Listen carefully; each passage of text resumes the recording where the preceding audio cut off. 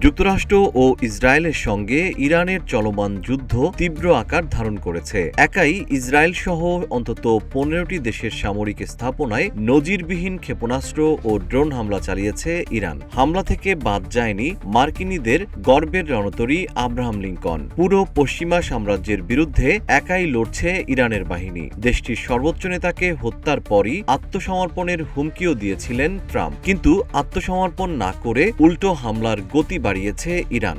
যুদ্ধের চতুর্থ দিনে নতুন এক হুঙ্কার দিল ইরানের বিপ্লবী গার্ড বাহিনী IRGC। হুঁশিয়ারি উচ্চারণ করে IRGC বলেছে, যুক্তরাষ্ট্র ও ইসরায়েলের বিরুদ্ধে ইরানের সামরিক বাহিনীর হামলা আরও তীব্র হবে। ভবিষ্যৎ হোক নিরাপদ, বিনিয়োগ হোক বিশ্বস্ত, আর আমার পছন্দ সল্ট বে। ওয়েলকাম টু সল্ট বে। যুদ্ধ পরিচালনার দায়িত্বে থাকা ইরানের এক বাহিনী হুঁশিয়ারি দিয়ে বলেছে, যুক্তরাষ্ট্র ও ইসরায়েলের জন্য আরও অধিক জাহান্নামের দরজা উন্মুক্ত হবে। রাষ্ট্রীয় টেলিভিশনে দেওয়া এক ভাষণে IRGCর মুখপাত্র আলী মোহাম্মদ নাইনি বলেছেন, শত্রুদের জন্য সামনে আরও ভয়াবহ এবং ক্রমাগত শাস্তিমূলক হামলা অপেক্ষা করছে।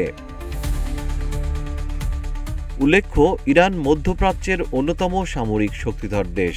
বিশেষ করে তাদের ক্ষেপণাস্ত্র ও ড্রোন কর্মসূচির জন্য পরিচিত।